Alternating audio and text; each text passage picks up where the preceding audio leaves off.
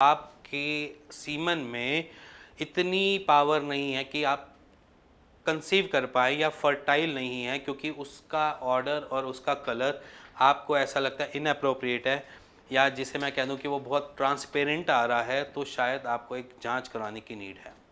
ये video simply मैं उन पेशेंट्स के लिए बना रहा हूँ जो नील स्पर्म काउंट के पेशेंट हैं। नील स्पर्म काउंट के पेशेंट्स में अगर देखते हैं तो कुछ पेशेंट्स के अंदर हम देखते हैं कि ट्रांसपेरेंट सीमन निकलता है, और कुछ पेशेंट्स के अंदर हम ये भी नोटिस करते हैं कि उनके में नॉर्मल सीमन होता है, नॉर्मल वाइटिश या थोड़ा सा ग्रेइश कलर का सीमन निकलता है, बट वहाँ पर हम स्पर्म काउंट को देखते हैं नील देखते हैं। उसके पीछे रीजंस अलग अलग हैं। अब जैसे हमारे पास एक पेशेंट आए थे, उनकी बात ही डिस्कस करता हूँ मैं आपके साथ। उन पेशेंट के साथ क्या था, पेशेंट जो थे वो नॉर्मली काफ़ी लंबे टाइम से एजोस्पर्मिया के पेशेंट थे, ठीक है। तो उनके पेशेंट के साथ बेसिकली दिक्कत ये थी कि पेशेंट को बार बार वाटरी सीमन आ रहा था। जब हमने उनकी फर्दर जांच करवाई, उनके 2-4 रिपोर्ट्स और करवाई, तो उसमें ये पता चला कि उनकी टेस्टिस की फंक्शनिंग सही से हो नहीं रही, जिसकी वजह से उनको सीमन आउटपुट नहीं निकल पा रहा। जैसे मैं बोलूँ कि सीमन आउटपुट तो निकल रहा है बट स्पर्म मिल के नहीं मिल रहा। पहले तो अब थोड़ा सा मेरे ख्याल से समझना चाहिए कि हम सीमन और जो स्पर्म है वो कैसे मिक्स होता है। देखो, प्रोस्टेट ग्लैंड जो होता है वो हमारा सीमन बनाता है, टेस्टिस जो बनाते हैं वो हमारे स्पर्म बनाते हैं। दोनों जाकर सेमिनल वेसिकल्स में मिलते हैं, और सेमिनल वेसिकल्स के थ्रू मिक्स होकर, सेमिनल वेसिकल एक ऐसी जगह होती है जहाँ पर दोनों को मिक्स किया जाता है, सीमन को और स्पर्म को, और दोनों को मिक्स करके वो इजैकुलेटरी डक्ट से बाहर की तरफ निकलते हैं, जो हमारे पेनिस से बाहर निकलते हैं। जब हम ऑर्गेज्म फील करते हैं तब वो बाहर निकल जाते हैं। अब इस कंडीशन में क्या होता है, सीमन की प्रोडक्शन प्रोस्टेट ग्लैंड करता है, वो जो एजोस्पर्म है, जिनको नील स्पर्म काउंट आ रहा है, उनके लिए भी वो इतना ही वैसे ही चलता है जैसे नॉर्मल किसी के लिए होता है। बट उस कंडीशन में क्या होता है, सीमन तो अपना प्रॉपर काम कर रहा है, इसलिए वो ट्रांसपेरेंट्री या ट्रांसपेरेंट होता है। दूसरी तरफ अगर हम देखें तो टेस्टिस अपना काम कम कर रही है या ना के बराबर कर रही है, जिसकी वजह से वहाँ पर हमारा स्पर्म नहीं मिलता। अब टेस्टिस में भी बहुत सारी अलग अलग चीज़ें हो जाती हैं।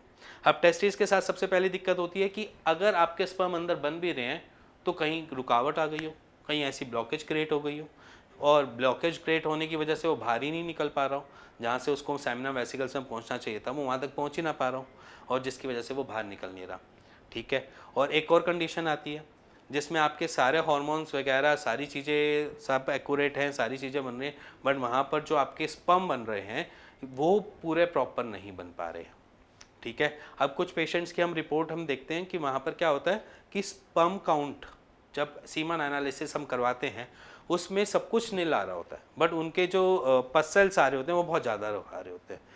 मतलब कि पस सेल्स 8 से 9 आ रहे हैं, 10 से 9 आ रहे हैं, ऐसे पस सेल्स आ रहे होते हैं। और जब पस सेल्स ज़्यादा आ रहे होते हैं तो ज़रूरी नहीं है कि वो सिर्फ इन्फेक्शन से ही रिलेटेड हो, क्योंकि हम बहुत सारी रिपोर्ट्स में देखते हैं कि इन्फेक्शन नहीं दिख रहा।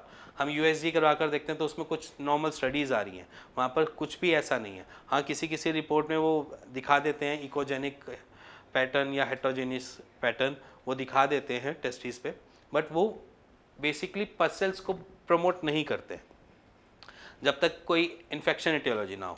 तो वहाँ पर हम ये देखते हैं कि वहाँ पर स्ट्रक्चरली वो स्पर्म में कन्वर्ट नहीं हुआ। वहाँ पर हम ये देखते हैं कि जो हमारी स्पर्मेटोजेनेसिस, जो बेसिकली एक ऐसी मशीन जो स्पर्म बनाने वाली थी, उसने अपना प्रॉपर तरीके से स्पर्म नहीं बनाया, जिसे हम स्पर्मेटाजोआ बोलते हैं। स्पर्मेटाजोआ जो बेसिकली होता है लास्ट आउटपुट निकलता है जो स्पर्मेटोजेनेसिस बनाती है, जो चेन वो डेवलप करती है। अब यहाँ पर बेसिक प्रॉब्लम क्या आ गई, स्पर्मेटोजेनेसिस ढंग से चली नहीं, जिसकी वजह से उसने लास्ट रिवर्ट हमें दिया नहीं जो उसको देना चाहिए था एज ए स्पर्मेटाजोआ। अब वहाँ पर कंडीशन आ गई कि वो बीच के ही स्पर्म को या बीच में ही जो भी उसने जर्म सेल बनाया, जो भी उसने सर्टोली सेल जो भी थे अंदर, उसने वही चीज़ को आउटपुट निकाल कर सेमिनल वेसिकल्स के अंदर डालकर उसको बाहर निकाल दिया।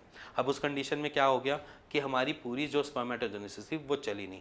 तब भी हम देखते हैं कि वाइटिश तो आ रहा है स्पर्म, हमारा जो सीमन आ रहा है निकल रहा है वो थोड़ा वाइटिश तो है, बट उसमें स्पर्म नहीं दिखाई दे रहे, ठीक है। जहाँ पर स्पर्म नहीं दिखाई दे रहे तो उस कंडीशन को हम कह देते हैं कि ये मैचुरेशन का रेस्ट है। वहाँ पर हम केसेस ऐसे भी देखते हैं कि जहाँ पर ट्रांसपेरेंट ना होते हुए वो थोड़ा वाइटिश कलर में भी है। अब सेम इसी पैटर्न में हम देखते हैं हाइपोगोनाडिज्म में भी, जिसमें पेशेंट को बेसिकली जो टेस्टोस्टेरोन है वो हार्मोन इम्बैलेंस होने की वजह से, क्योंकि हार्मोनल इम्बैलेंस होने की वजह से उसने क्या किया, वहाँ पर भी स्पर्म प्रोडक्शन कम कर दी और वहाँ पर भी नील स्पर्म काउंट आ रहा है। वहाँ पर उस कंडीशन में वेरिएबल मिलता है हमें, कभी वाइट आ जाते हैं, कभी ट्रांसपेरेंट आ जाता है, तो वैसा सा उनका सिनेरियो रहता है। बट वहाँ पर अब मैं पेशेंट की बात करने जा रहा था, वहाँ पर पेशेंट का जो ट्रांसपेरेंट सीमन आ रहा था, तो वहाँ से हमने कुछ एक आइडिया लगाया कि मे भी शायद ब्लॉकेज हो सकती है। उसकी रिपोर्ट मैं आपके सामने शेयर करूँगा, क्योंकि उन्होंने फर्दर रिपोर्ट नहीं करवाई थी ऐसा तो। बट वहाँ पर वो जो उनको हमने ट्रीटमेंट दिया था, हमने वहाँ पर थोड़ा सा हम फोकस होकर चले थे कि ब्लॉकेज का केस है। तो जैसे मैंने अपना पहला बताया कि वो ब्लॉकेज किस चीज़ को कहते हैं कि स्पर्म बाहर नहीं निकल रहा, मे बी शायद किसी ऐसी जगह पे टिश्यू की ग्रोथ हो गई, स्पर्म प्रोडक्शन तो हो रहे थे बट वो बाहर नहीं निकल पा रहे थे। तो वहाँ पर क्या हुआ, हमने वहाँ पर उनकी सिर्फ और सिर्फ ब्लॉकेज के लिए थोड़ा बहुत ट्रीटमेंट चलाया। हमें लगा टिश्यू की ग्रोथ हो सकती है तो हमने टिश्यू ग्रोथ के लिए मेडिसिन चलाई, उसको कम करने की चलाई, जिसकी वजह से उनका जो सीमन एनालिसिस की नेक्स्ट रिपोर्ट आई उसमें हमें रिजल्ट देखने को मिले। तो ये आपके सामने रिपोर्ट्स बिफोर और आफ्टर की आप खुद देख सकते हैं। नील स्पर्म काउंट से convert into alive sperm counts. So इसके साथ साथ अगर आपको एज़ोस्पर्मिया की कुछ भी ऐसे लगता है कि मैं इधर उधर हो गया हूँ, चला गया हूँ, सबने मेरे को सीधा ही बोल दिया कि आप IVF करवा सकते हो, IVF पे जाओ, आपके पास और कोई ऑप्शन ही नहीं है, डोनर यूज़ कर लो या टेसा करवा लीजिए, तो मेरे ख्याल से एक होप आप दे सकते हैं। मैं नहीं कहता कि आप हमारी पैथी पे ट्रस्ट करें या आयुर्वेद पे ही ट्रस्ट करें, मेरे ख्याल से ऑल्टरनेट मेडिसिन की तरफ जा सकते हैं। आप होम्योपैथी भी यूज़ कर सकते हैं, आप आयुर्वेद पे भी जा सकते हैं।